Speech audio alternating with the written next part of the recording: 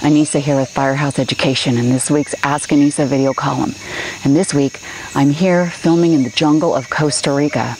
And we're gonna go and take a look at a real live job site where there's a infestation of huge spiders that have taken over this house. And we're gonna see what we can do to remediate them, remove them, and clean up all of the spider poop off of all of the contents in the structure. Now, in order to get there, we're gonna have to climb up and traverse this path that's up behind me and walk up into the jungle. And there are tarantulas, scorpions, there's snakes we have to watch out for. And there's the dreaded howler monkey, and they sound vicious. Now, I don't know, I'm pretty nervous here, so Kevin's filming for me, so I'm really gonna just take it one step at a time. And I know I've got you guys with me, so I'm not alone. Are you ready? Okay, let's go. Are you kidding me? I'm not going up there. Are you crazy? Did you really think I was gonna go up there? Yeah. No way in hell. If they have a spider infestation up there, they're on their own. Okay, this is actually this week's Ask Annissa video column. And just so y'all know, this is about as close to traversing in this jungle as this beach girl's gonna get. So anyway, this week, our question came in from Rhonda. The question was, how do you actually schedule a life for yourself, time for family, cut things off, that sort of thing, when you do the kind of work that we do in working in restoration? And you know what, Rhonda, that is an awesome question. And I used to battle with that. You know, my entire family at one point, my husband, me, and all 4 of our children worked in our restoration company. So that was always a challenge. And it was really a challenge around the table at Thanksgiving dinner. Number one, were we all going to be at the table, or were we going to get called out on a loss? Or could we all sit down at the table and have dinner and not talk shop? So here's a few things that really works great for my family and kept things awesome for our relationships, for work, being able to talk about things we needed to discuss, and yet gave us our quality family time. So first off, Rhonda, I want to tell you, you've got to set some boundaries, okay? With you and your family. You need to be able to talk shop some of the time, because it's going to happen, right? Especially if you're all in business together. But you also have to have family time where that stuff just gets shelved and maybe left out the front door for the evening, that sort of thing. And so that you don't always have to get together and talk shop. Okay, you got some downtime. The other thing is this, you really need to have some automation in your business.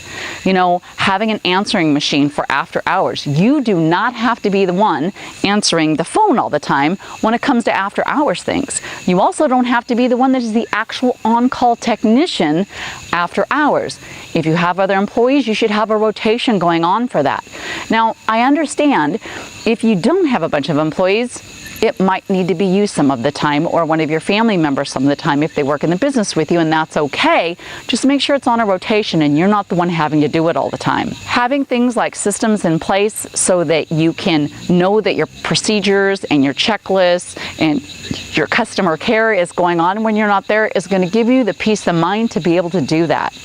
The other thing that I want to mention here is, if you're anything like me, it always bothered me when I first started trusting like an answering machine and an on-call person, because I always got concerned that, you know, well, what if this happens or what if that happens? So even though I wasn't on call, I still worried about it. I still stressed about it, and I wound up talking about it in the evening with my family. So make sure that you have the right people on the right seat of the bus, okay? Make sure you have a technician that's on call.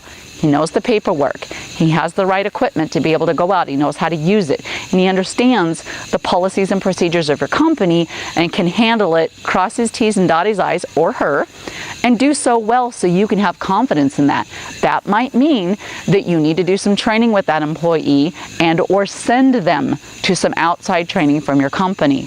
The other thing is if you have the right check systems in place so that when you go to work the next day or the following Monday, if it say is over a weekend, then you're able to check on what happened over the weekend on that on-call, or what happened Thursday night when the team got called out at 11 p.m. for a flood.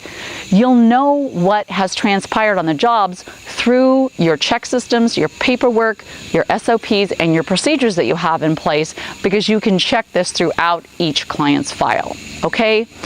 I really hope that helped you, Rhonda, and give you some idea of ways that you can, you know, relax when you're at home. Because I'll tell you, in this industry, I can't tell you how many Thanksgiving dinners back in the beginning I missed.